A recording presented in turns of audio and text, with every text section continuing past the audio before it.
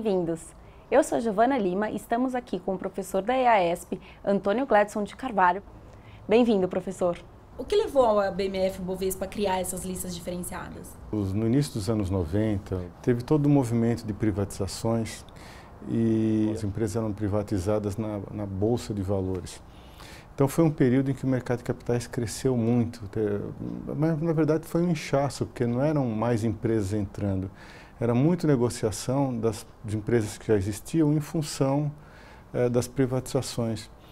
E quando esse processo acabou, passou,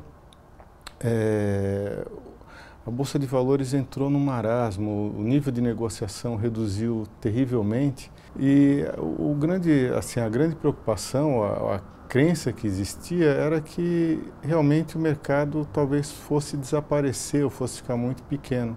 Foi daí que surgiu um diagnóstico que, olha, o mercado está pequeno por causa da governança corporativa que não é boa, e então a gente precisa arrumar um jeito de melhorar a governança corporativa. Porque quando a gente melhora a governança corporativa, basicamente a gente está aumentando o direito de acionistas minoritários. Quando você aumenta o fluxo que vai para os minoritários, você reduz o fluxo que vai para os controladores. E obviamente que aí você junta todos os grandes grupos econômicos do país contra o projeto, o poder de lobby deles é muito grande e essa é uma experiência que a gente tem quase que no mundo inteiro, que tentativas de reformas legais para promover governança corporativa acabam fracassando. O que facilitou a implementação desse projeto era que não precisava de reforma, não precisava fazer nada. Na verdade, o que estava fazendo era criar 2, 3 mercados separados e deixar que as empresas fossem para lá voluntariamente. Então, era um jeito de fazer uma reforma sem necessitar de aprovação ou todo o processo no Congresso. E quais os interesses das empresas para entrar nesses mercados diferenciados? O interesse das empresas, basicamente, está nelas poderem levantar recursos quando elas precisam, vender ações. Se o mercado valoriza muito pouco as ações, toda vez que a empresa precisa de recursos para investir, que ela tem que fazer uma oferta de ação, ela vai vender uma quantidade muito grande de ações para levantar pouco dinheiro, porque as ações são pouco valorizadas.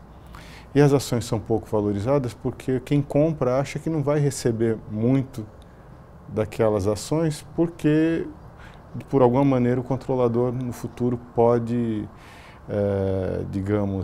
expropriar o minoritário, tirar recursos que deveriam ser pagos como dividendos e usar com outros objetivos.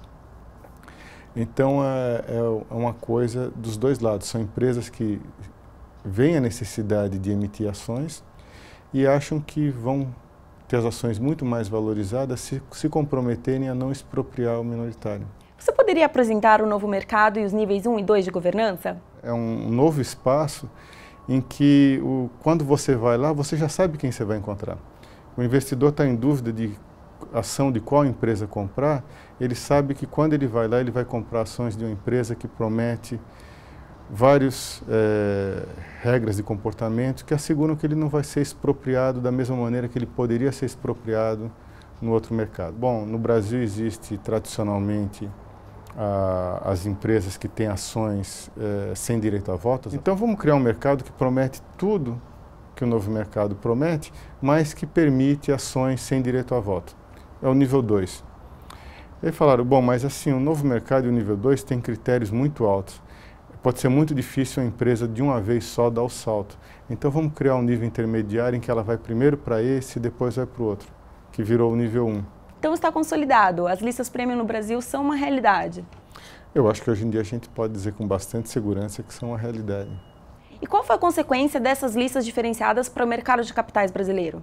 Olha, os benefícios são enormes.